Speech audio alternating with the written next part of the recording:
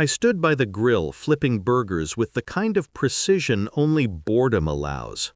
Heat prickled my neck. Laughter rang out behind me. That laugh, her laugh, so loud it could drown a siren. "Who wants to trade?" she shouted across the yard, the words clipped and sharp. My husband's low maintenance, zero ambition, completely boring. The neighborhood froze. Forks paused mid-air. Kids stopped squealing. My jaw tightened. I didn't move. I didn't flinch. Then her target appeared, Mrs. Langley, freshly divorced, sharp-eyed, calculating. She didn't hesitate. "I'll take him." "Seriously," she said, voice calm but deliberate. The smile that had once been my sun in winter cracked and fell. My wife's confidence evaporated, replaced by sudden, tangible fear, as Mrs. Langley pulled out her phone. Should I text movers now or tomorrow morning? I set the spatula down. My hand didn't shake. Inside, something cold, precise, awakened. I remembered the first time we met. Summer festival, music swelling, her laughter catching in the wind. I thought I'd caught a star in my hands. She wanted a partner, a quiet life, and I had believed her, believed in us, believed in the life we built together. I saw the cracks early, small, almost invisible. Her eyes lingering on ambition, complaints about my lack of fire, the whispers I brushed off as fatigue. Then the texts, careless, revealing, brimming with desire for novelty. I caught her one night, phone in hand, smirk fading when I didn't react. I said nothing, just watched.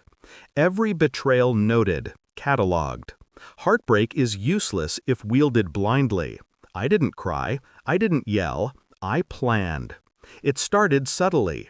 Accounts shifted, investments reorganized. Friends carefully leaned toward truth without suspicion. Every move calculated, every conversation layered with plausible deniability.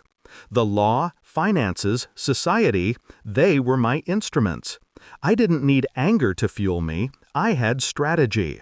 I watched her flounder as rumors of our separation circulated without a sound from me. When she tried to assert control, I countered silently. A missing document here, a postponed signature there. Nothing traced back to me. But the pressure mounted. By the time Mrs. Langley appeared at the BBQ, I had already orchestrated the perfect collapse. She didn't know she was the final piece in my design. I smiled faintly, just enough to pass unnoticed, and let the moment stretch. The betrayal, loud and public, hung in the air. I let the neighborhood witness her humiliation. Let her see the spark in Mrs. Langley's eyes, her own fear reflected like a mirror she couldn't break. I didn't speak. Words would have cheapened the victory. I watched as she scrambled, as her friends tilted heads, unsure, uncomfortable. Every second burned like ice in my chest. She realized finally that control had slipped, not because I confronted her, but because I'd never given her the chance to wrest it from me. I pulled out my phone subtly, sending one carefully timed message.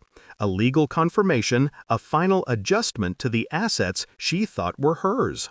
By morning, the movers were booked, not for Mrs. Langley, but for the apartment she'd already signed over under my silent orchestration.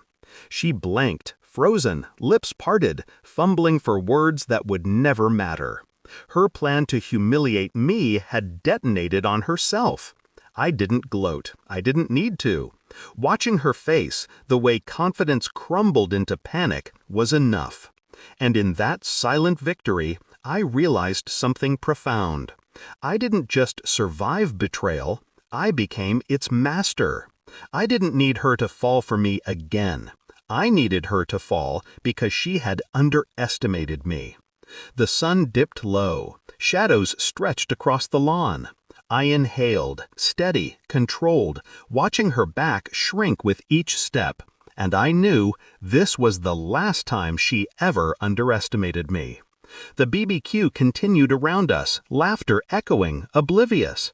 But in that small, perfect moment, I had the final word. My revenge, invisible yet devastating, was complete. I walked away from the grill, calm, unshaken, and for the first time in years, I felt the weight lift. I had won, and she had fallen, exactly where I wanted her. The BBQ continued around us, laughter echoing, oblivious.